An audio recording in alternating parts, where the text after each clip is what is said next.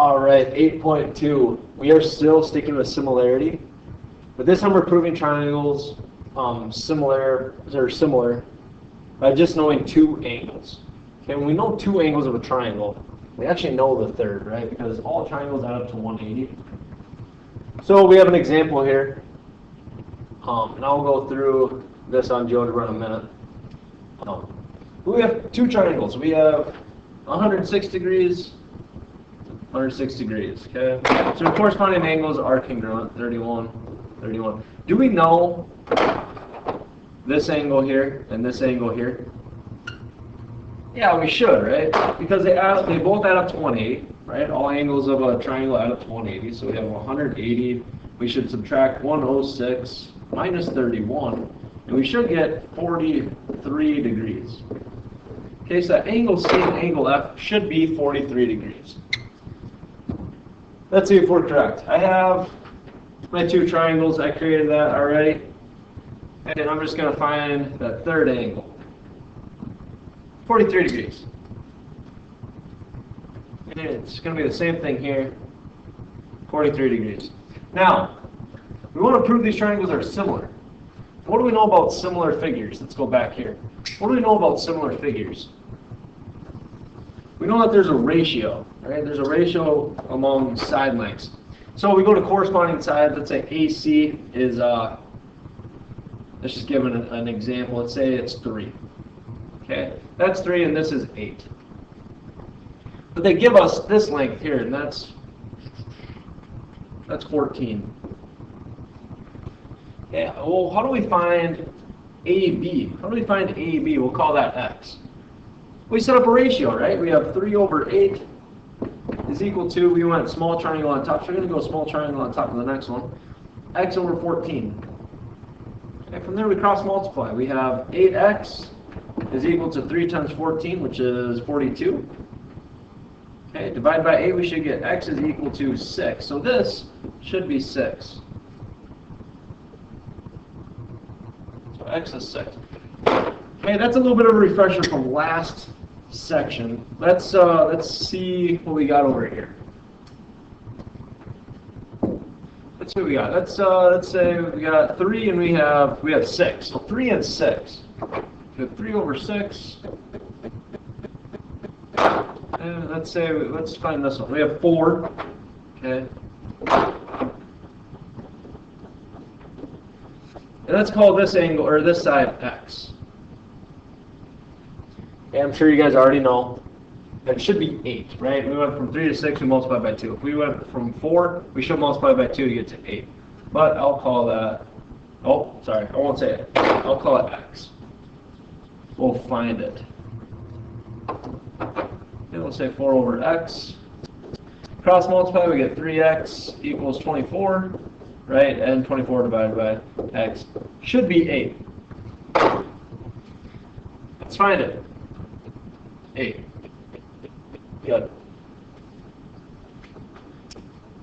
So we know if we have two triangles, or two angles of two triangles, right, two corresponding angles, they're congruent, then those triangles are similar. They have a whole grid here. We're not going to spend time on that. Are the two triangles similar? Based on our experience, yes. Of course, explain. All angles were congruent. Okay. And side lengths.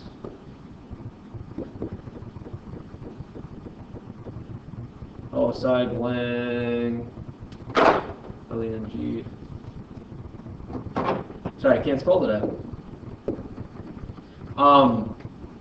Differed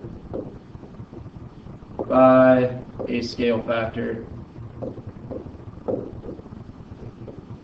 Okay, and that's the definition of similar figures. Same shape, different size. Right, and those sizes changed by a scale factor. D, we're not going to repeat. We're actually going to go right down to 2. What can you conclude about two triangles when you know that two pairs of corresponding angles are congruent? What can you conclude? They are similar. Number 3, find RS. Find RS. Okay, well we have to use a ratio here. And we know that 3 and the length we're trying to find go together. And 3 goes with 4. So choose which one you want to go on top. Doesn't matter. Or choose which triangle you want to go on top, or which one triangle you want to go on bottom. I'll go big triangle on top. So we'll say 4 to 3 is equal to x to 3. Cross multiply, we'll get 12 is equal to 3x. Divide by 3, we should get 4 is equal to x. Do we really even have to cross multiply? Do we really have to set it up as a ratio? No. No, we don't. And if these were both 3, then these have to both be 4.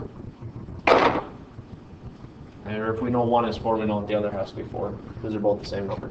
Right? But we solved it by cross multiplying. So when you know two angles, two corresponding angles and two triangles are congruent, we know that they are similar figures. I'm not going to go through those definitions, we should know those. I'm going to go down here to extra practice. Determine whether the triangles are similar. If they are, write a similarity statement. Okay, that's good to know, or good to think about. We know that we have 90 degrees and 90 degrees. We have 75 degrees for D, but we don't know what C is. Okay, so we can't conclude that they're similar yet. We also know that we have 15 degrees for B, but we don't know what F is.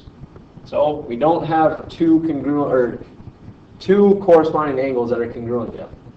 We only have one. Find one of those missing angles. Find one of them. Let's go here. Okay, we know that it has to add up to 180. Right, so we have 180 minus 90 minus 15. That should give you our angle here, x. What's 180 minus 90? It's 90. Minus 15, that's 75. Okay, so this angle here is 75. Once you find one of those angles, we have 90, 90, we have 75, 75. Those are congruent triangles. Now it says come up with the similarities, or write a similarity statement. When we write a similarity statement, we write it just like a congruent statement. We have triangle ABC. We have triangle. What is that? I can't read it. I marked over it. EFD. So each part has to go with each corresponding part. When we write a similarity statement, we don't do an equal sign. We do this right here. We do a little squiggle. That shows that they are similar. That's a similarity statement. Number 2, we know that we have 30 degrees and 30 degrees. We need to find either this angle or this angle. Doesn't matter. Doesn't matter which one. We'll find y. Y equals 180 minus 44 minus 30, which should equal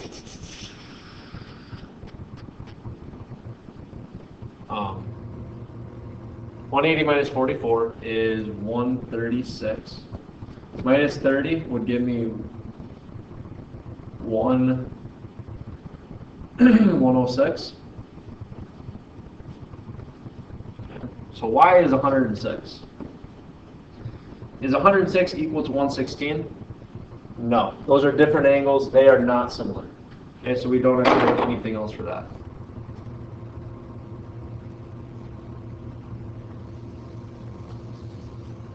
As soon as you prove that two corresponding angles are not congruent, they are not similar. In exercises 3 and 4, show that the triangles are similar. Okay, so now we're introducing parallel lines.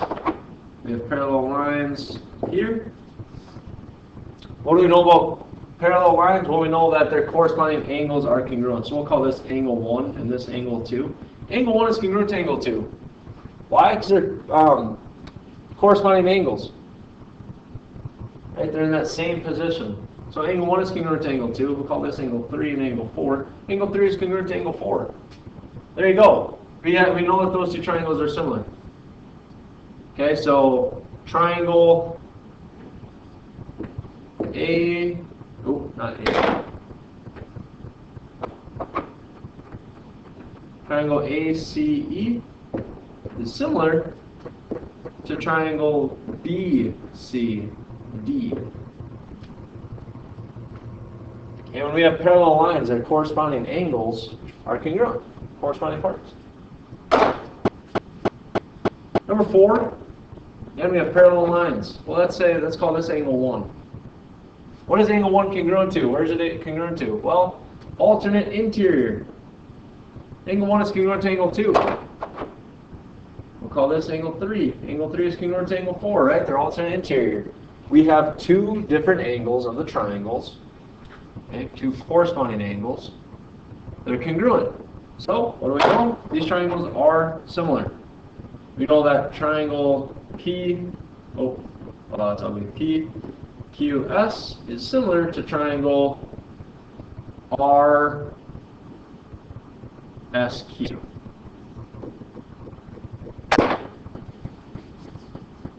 And we have two corresponding angles that are congruent, which means those triangles are similar.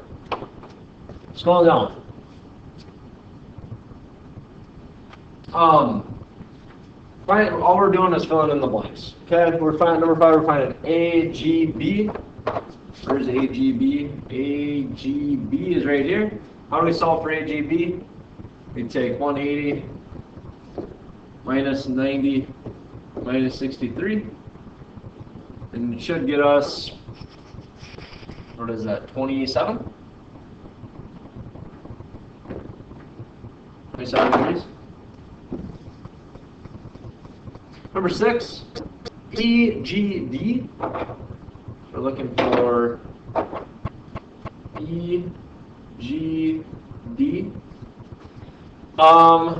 Well, we know it's a vertical angle of this right here, which was 27, right?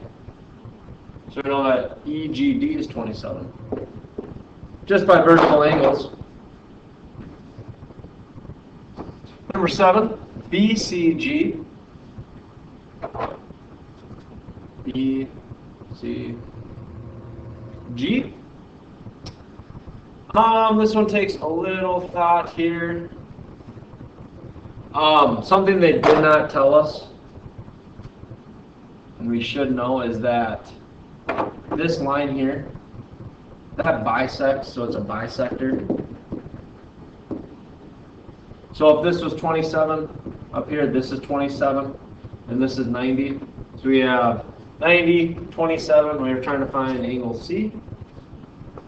And if we subtracted, we get 63, right? What's 90 minus 27? 63.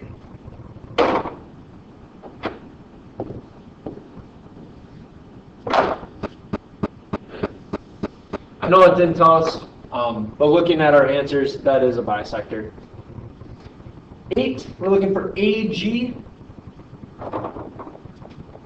AG, we're looking for this right here. That's side length.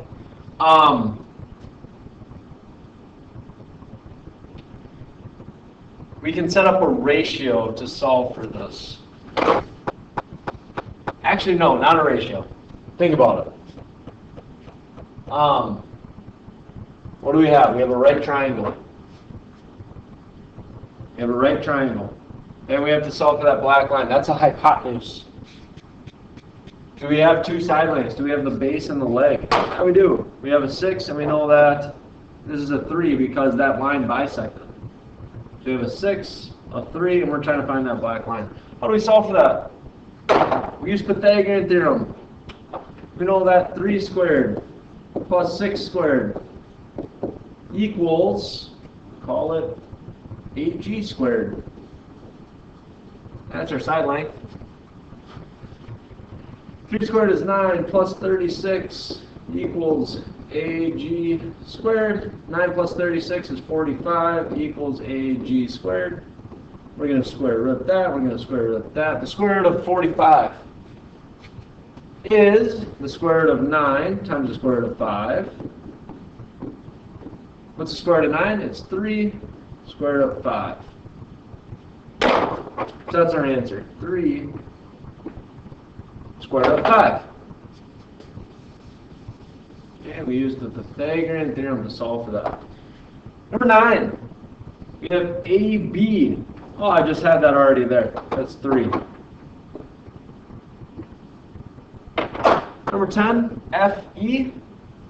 Well, if this is all 3, this whole thing is 3, FD. Split that in half. FE should be 1.5. I know I just went with color and that might bother you. It bothers me. 1.5. It's an ugly 5. Number 11, ED. ED, we know that, just 1.5. How about GF? GF, Pythagorean theorem. We know that this is 1.5. So we know that 1.5 squared plus 3 squared equals GF squared. 1.5 squared is 2.25 plus 9 equals GF squared. We have 11.25. And then the square root of 11.25 is roughly 3.35. 3.35.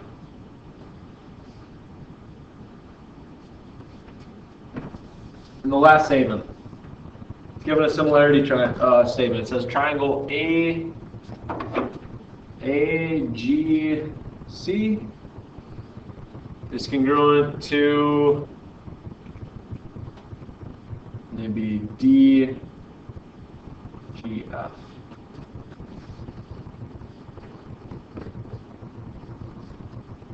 Triangle DGF.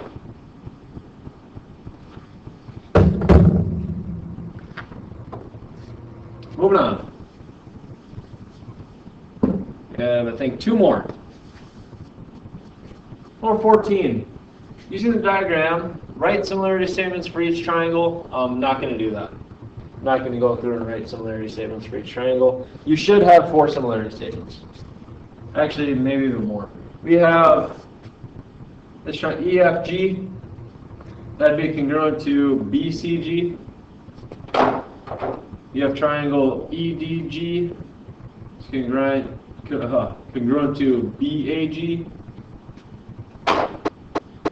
And then you have the big triangles. CAB is congruent to, or CGA is congruent to FGB. You should have 3 similarity statements.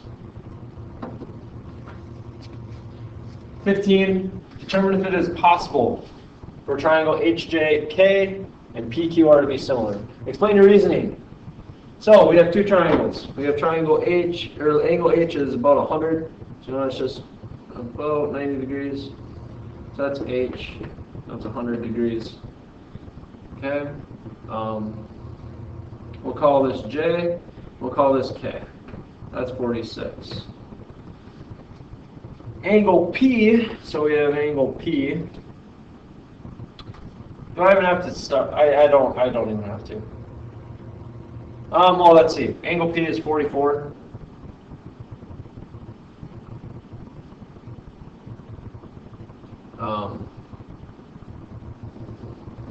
Let's say this is P. Let's say this is 44.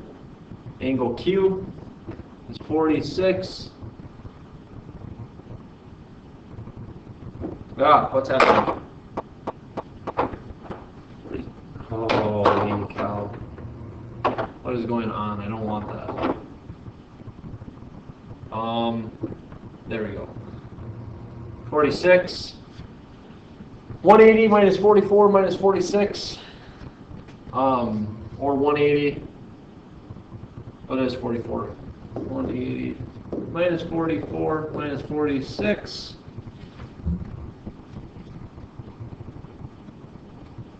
is 90. So this will be 90. Are these triangles similar? Not similar. And corresponding sides